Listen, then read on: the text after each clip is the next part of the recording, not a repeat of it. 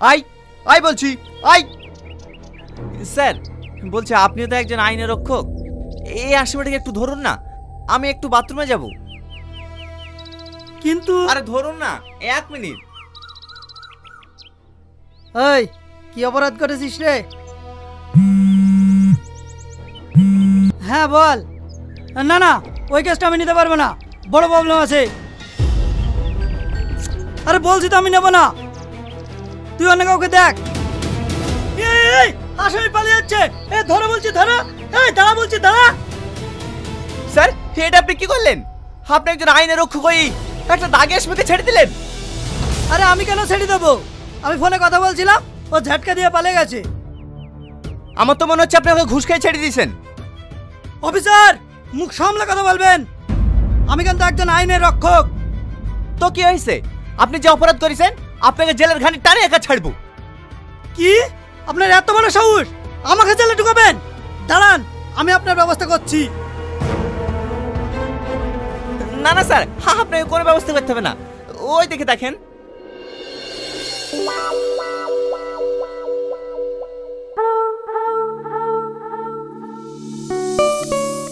Hello sir. কি হচ্ছে এটা? সরি স্যার, ডোন্ট মাইন্ড, আসলে আমরা একটা প্র্যাঙ্ক ভিডিও করছিলাম। ও তাই বলো, আমি তো কিছু বুঝতেই পারিনি। স্যার বলছিলাম যে আপনার যদি কোনো আপত্তি না থাকে তাহলে এই ভিডিওটাকে আমরা ইউটিউবে আপলোড করতে পারি। Okay okay, no problem. Thank you sir. হ্যাঁ চলো।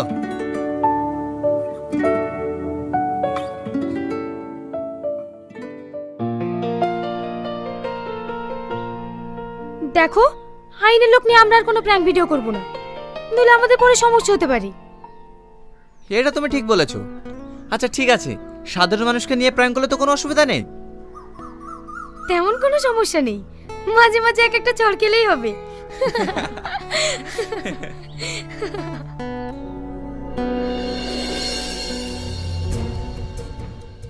দাদা বলছিলাম যে এই আসামিটাকে একটু ধরুন না, আমি একটু বাথরুম থেকে আসছি।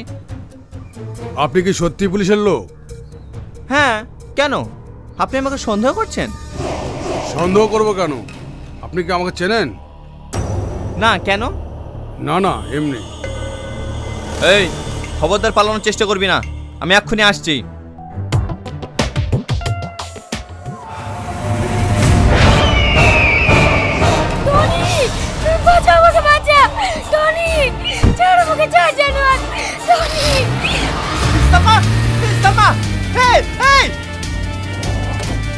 দাঁড়াও বলছি, দাঁড়াও দাঁড়াও।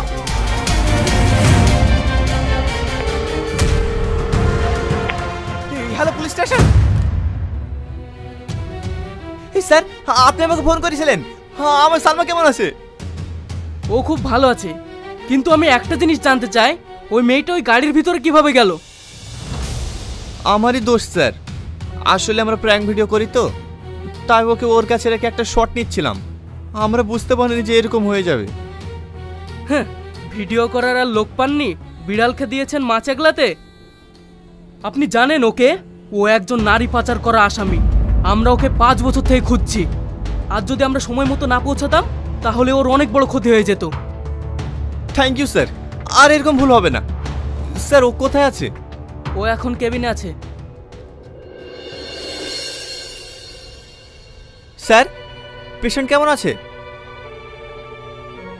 ও এখন ভালো আছে, ওর এক্ষুনি জ্ঞান ফিরল। ও আপনার কে হন? She is my video partner, but কিছুদিনের মধ্যেই ও আমার লাইফ পার্টনার হতে চলেছে। আচ্ছা বুঝতে পেরেছি, এ যেহেতু আপনার লাইফ পার্টনার হতে চলেছে, এর প্রতি একটু খেয়াল রাখবেন। কেন স্যার, এনি প্রবলেম? এনার হার্ট দুর্বল আছে, এনাকে এমন কোনো কথা বলবেন না যাতে এ কষ্ট পায়। আর হ্যাঁ, উনি এখন সুস্থ আছে, ওনাকে নিয়ে যেতে পারেন। ঠিক আছে স্যার।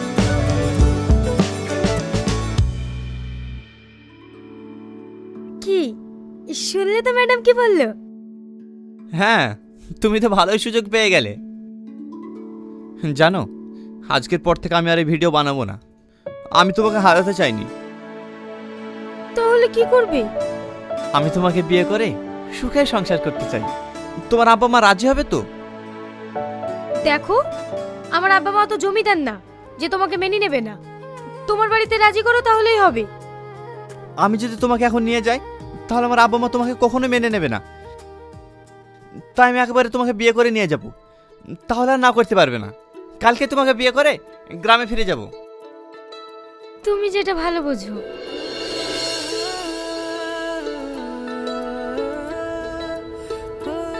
সালমা, বলছি আমরা যে বিয়ে করেছি এই কথাটা বাড়ি যাওয়ার আগে মাকে জানালে কেমন হয়? মাকে বলবো বলছো? আমার কিন্তু ভীষণ ভয় লাগছে। আরে ভয় পেয়ে না তো, কিচ্ছু হবে না, দেখি না কি বলে।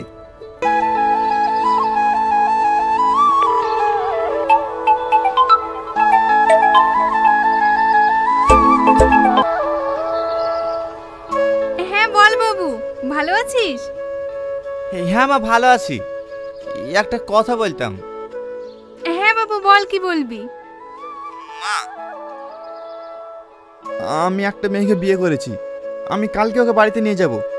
আব্বা মেনে নেবে তো? এ তুই কি বলছিস টনি? আমি এসব ব্যাপারে কিছু বলতে পারবো না, তুই তোর আব্বার সাথে কথা বল। এই দেখো তোমার ছেলে কি করেছে, আমাদেরকে না জানি একা একা বিয়ে করে নিয়েছে। এই দেখো, কথা বলো। হ্যালো টনি, তোর মা কি বলছে রে? হ্যাঁ আব্বা, মা ঠিকই বলছে। তোকে পাঠিয়েছি পড়াশোনা করার জন্য, 10 বছর তোর পড়াশোনার খরচ চালাচ্ছি, আর তুই আমাকে না জানিয়ে বিয়ে করে ফেললি। আব্বা, সালমাকে আমি অনেক ভালোবাসি, ও খুব ভালো মেয়ে। আমি তোর কোনো কথা শুনবো না। মেয়ে যদি ভালো না হয় আমি কিন্তু মেনে নেব না।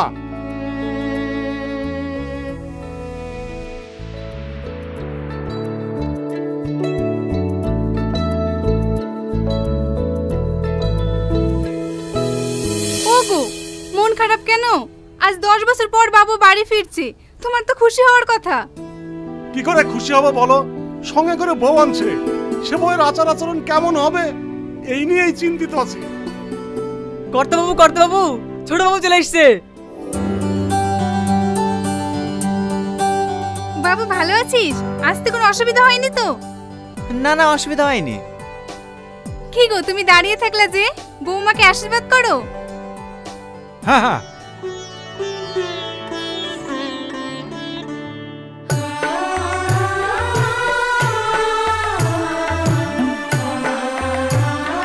মা, মুখটা একটু তুলো।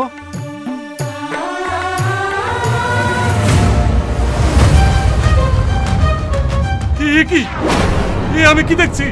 টনি, তোমাকে ঘরে নিয়ে যা। আমি কি দেখছি? না না, এটা হতে পারে না, এটা অসম্ভব। করতে বাবু, আমার ভীষণ ভয় লাগছে। হ্যাঁ, তোমরা সবাই ঘরে চলো।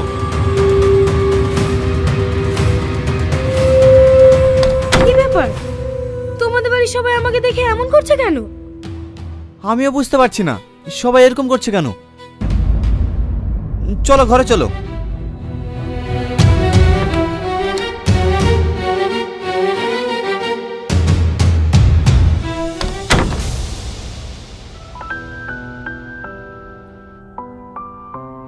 মা, তোমার সবাই সালমাকে দেখে ওরকম আচরণ করলে কেন? সবাই সালমাকে দেখে কেন এরকম করেছে তুই জানতে চাস? আয় আমার সাথে।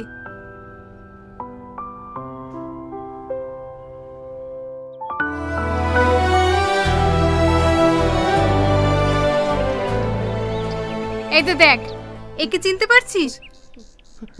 চিনবো না কেনে, সে ছোটবেলায় দেখেছি। আমার সামাদ কাকু না?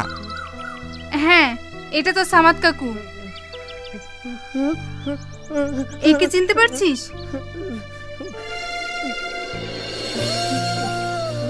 মা, এই মেয়েটা তো একেবারে সালমার মতন দেখতে। আমার মতো দেখতে? দেখি। সত্যি তো আমার মতো দেখতে। এটা কে মা? এটা হচ্ছে তোমার ছোট কাকিমা। টনি জন্মানোর আগেই উনি মারা যান, ওর সুখেই এই পাগল হয়ে গেছে।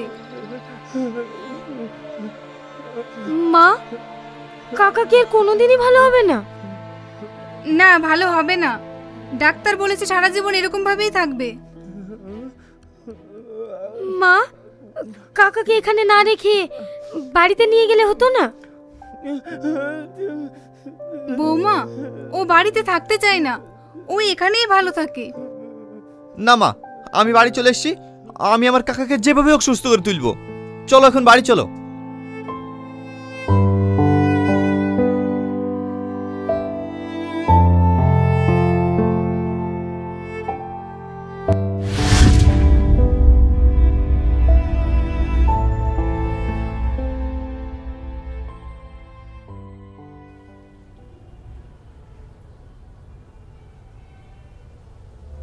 আব্বা, আপনার চা।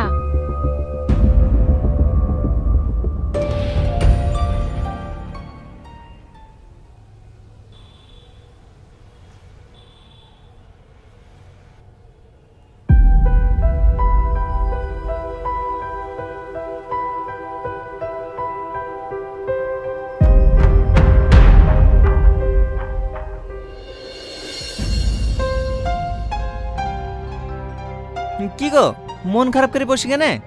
কিছু হয়েছে? এইভাবে আর কতদিন বাড়িতে থাকা যায় বলো তো? আব্বা আমাকে যখনই দেখে তখনই ইগনোর করে। আমি সব জানি, আমাকে এর জন্য কিছু একটা করতেই হবে। কি করবা তুমি? আব্বার সামনে তোমায় কিছু একটা ভালো কাজ করে দেখাতে হবে।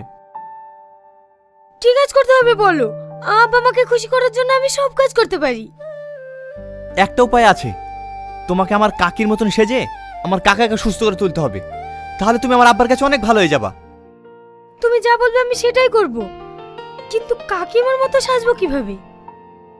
ও নিয়ে তোমাকে টেনশন করতে হবে না। আমি এক্ষুনি কাকিমার ছবি নিয়ে আসছি, তুমি দেখে দেখে সেজে নিও।